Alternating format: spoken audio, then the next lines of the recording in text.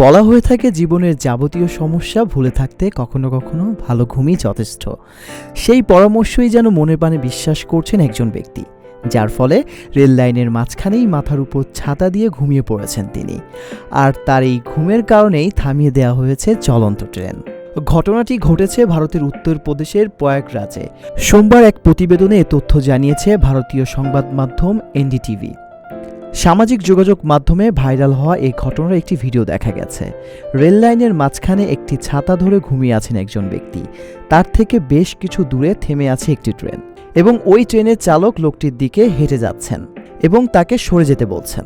তবে ভিডিওটি দেখে মনে হয়নি ওই ব্যক্তি আত্মহত্যার উদ্দেশ্যে সেখানে শুয়েছেন, বরং তাকে দেখে মনে হয়েছিল তিনি স্বস্তিতে রেল লাইনে শুয়ে আছেন।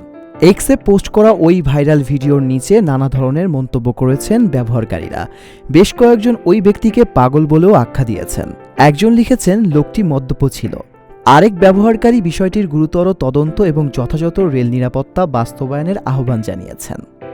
রিজন আহমেদ, সবার কথা।